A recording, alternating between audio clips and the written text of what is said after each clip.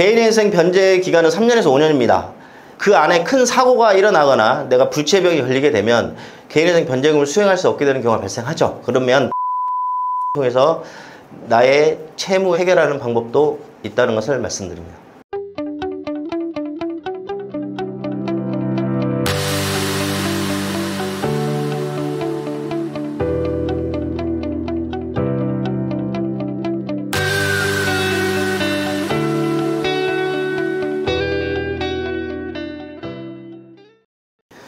예, 여러분들 개인회생 남아있는 변제금을 그만 내고 면책 신청을 할 수 있는 경우도 있습니다. 이거를 특별 면책 신청이랍니다. 자, 여러분들 개인회생이 이제 뭐죠? 우리가 이제 채무자가 채무가 과다해서 본인의 경제 활동의 소득으로는 이 채무자 이자 감당도 안 돼서 해결이 안 돼요. 그래서 법원에 개인회생이라는 걸 신청하죠. 내 소득에 따른 채무 조정을 해달라는 거예요. 그리고 나서 인가결정 후에 3년에서 5년 동안 변제금을 납입을 하잖아요. 그리고 납입이 끝나면 면책 신청을 합니다. 그런데 변제금을 납입하는 3년에서 5년이라는 기간이 짧은 시간이 아니죠. 여러분들 제가 한참 나이가 어립니다. 이제 40대 중반이거든요. 이제 저보다 나이가 많은 어르신들 앞에서 이런 말씀드리기가 그렇지만 사람이 살다 보면 내가 생각해보지도 않고 예상해보지도 않고 살다가 갑작스러운 어떤 사고나 일 등이 발생하게 되죠. 변제금 납입 기간에 이런 일도 얼마든지 일어날 수 있습니다.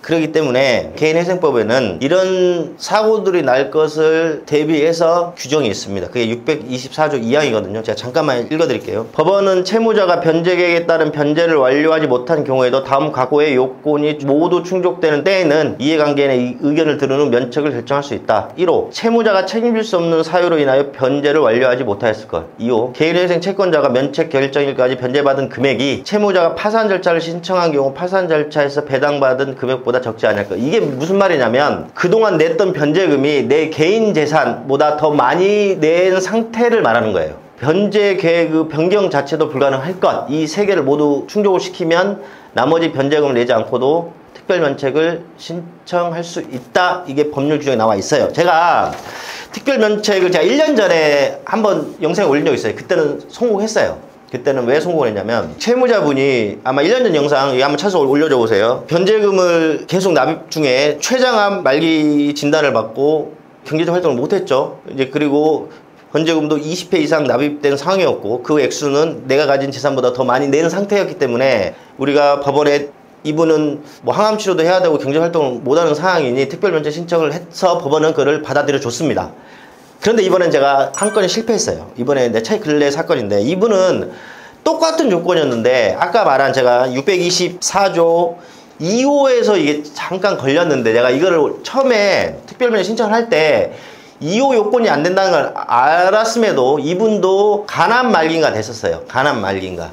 그래가지고 더 이상 경제활동이 불가능한 상태이기 때문에 내가 가진 재산보다 지금 기존에 냈던 변제금이 약간 부족했어요. 한 300인가 400? 이 정도 부족한 상태였거든요. 그러니까 이분이 개인 재산이 만약에 2천만 원이라면 이분이 그동안 납입한 변제금이 1,600인가 됐었어요. 그러니까 2천이 안 넘어갔단 말이에요. 2호에서 지금 요구하고 온 요건은 2천이 넘어간 요건이 충족이 되는데 안 넘어갔어요. 근데 그 아내분이 그런 말을 하시니 얼마나 제가 뭐라도 좀 도움이 될까 싶어서 제가 순간 특별면책 신청하면서 좀 저만의 생각을 좀 했죠. 청산가치 그래 400만의 갭이 있으니 그래도 일단 첫 번째 생각은 한 거는 이분이 간암 말기이기 때문에 정말 뭐 3, 4개월밖에 안 남았다 하더라고요. 그러니까 판사님이 어떤 권한으로 그 약간의 그 400만이라는 돈에 대해서 좀 받아들여주지 않을까라는 기대감 하나. 그 다음에 두 번째, 이 요건이 안 된다 하면 그 밑에 또 내가 작성을 했어요. 그러면 가족들이 그 2천에서 1,600밖에 안 되는 400을 대해서 법원에 납입을 하고 특별면책을 해달라고까지도 제가 부탁을 했어요. 그러니까